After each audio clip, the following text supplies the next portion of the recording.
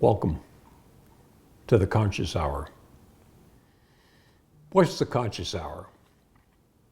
The Conscious Hour is based on the belief that all life is sacred. The teachings of Jesus, thou shalt not kill, thou shalt not judge, that we're all family here on planet Earth. But hey, wait, wake up, folks. We've always been in wars. Why? In the previous videos, I've talked about the war machine. The one thing that's very disturbing is the media in the Western media does not portray Iran for who they actually are. Have you seen them going in and invading other countries and blowing other countries up? No. But Netanyahu's on a mission. He keeps saying, oh, they could have nuclear weapons. Excuse me. Israel had 440 nuclear weapons in 1996. And we're debating, oh, does Israel have nuclear weapons? Yeah, they have nuclear weapons. And yet they're threatening Iran all the time. And the people in the West believe that Iran is this terrible country.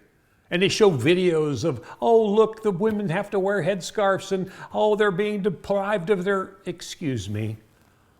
I learned about Iran in 1971, in 1970. It's a beautiful country, full of people that have heritage that goes back thousands of years. And you know who they really are? They're indigenous.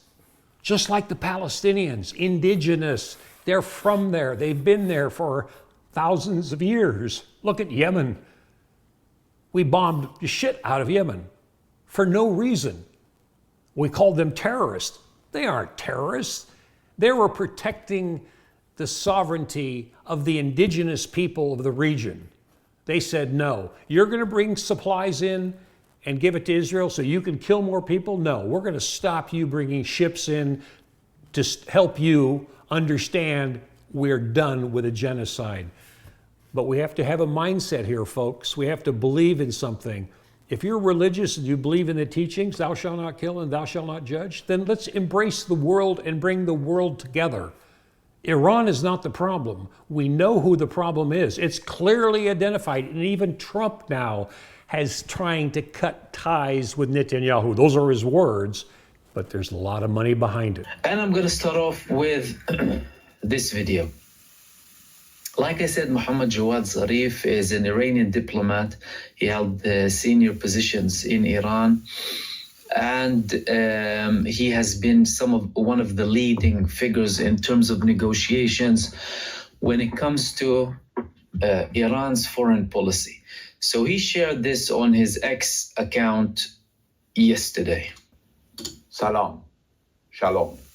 Peace to those of any faith, language, or ethnicity who cherish freedom and justice.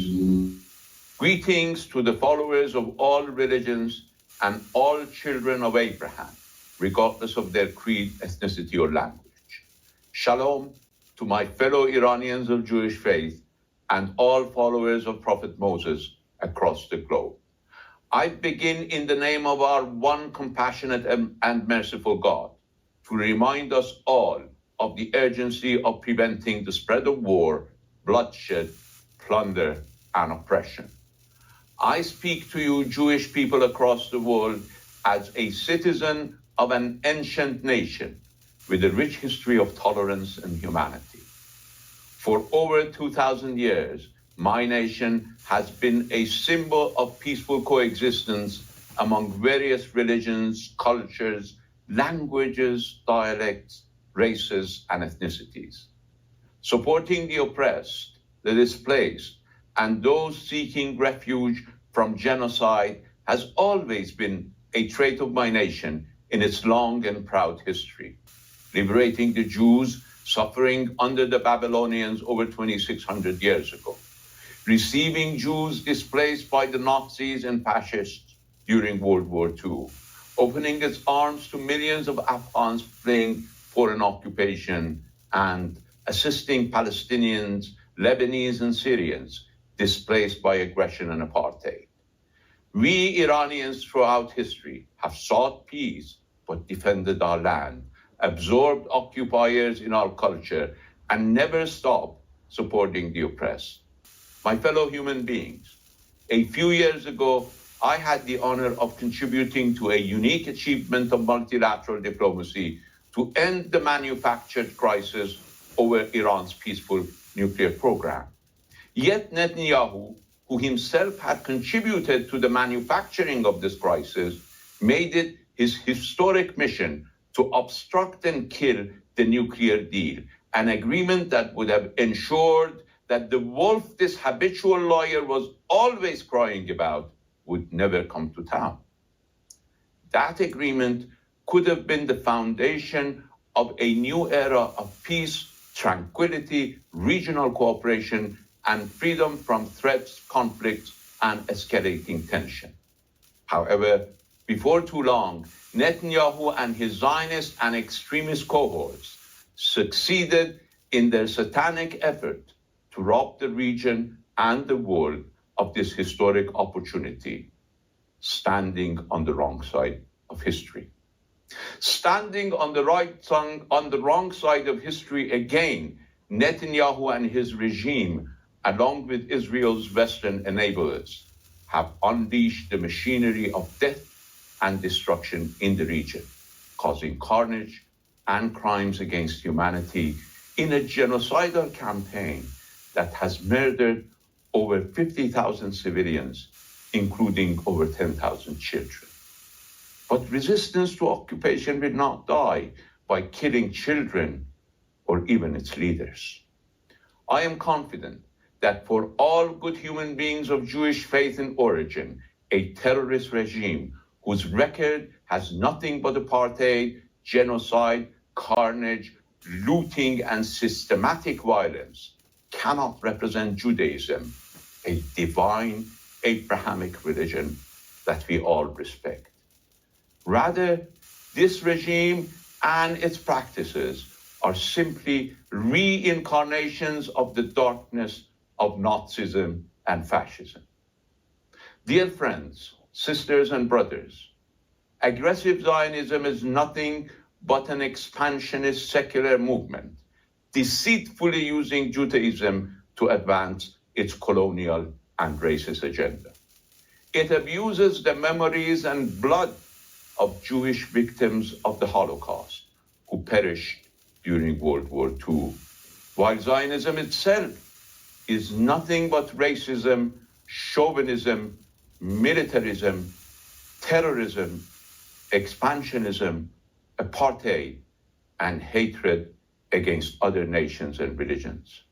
It deceitfully claims to be the representative and protector of Jewish people worldwide, while in practice, it is the greatest threat to the dignity and security of the Jewish people. This regime does not uphold the 10 Commandments of Prophet Moses. Rather, it violates each and every one of these divine laws. It worships power, not God. It sacrifices Jews and Gentiles at the altar of Zionism. It uses the name of the Lord in vain to justify genocide. It ruins the honor of all Jews throughout history. It operates rape camps to violate the dignity of Palestinian hostages. It has made stealing people's land a full-time habit. It has turned bearing false witness into a global industry. It considers others as subhuman and covets its neighbors' houses, villages, and entire country, and on and on. My fellow Iranians of Jewish faith and Jewish people across the globe, you're not just horrified by the Zionist crimes committed against others. You yourself are victims of Zionist assault on your faith and identity. Continue to stand as you have done in the streets of Western capitals with all the innocent victims of Zionism in Palestine and elsewhere. Continue to support those at the forefront of this resistance who defend human dignity. Save the divine Abrahamic Jewish faith from Zionist forgeries marked by aggression, apartheid, and genocide.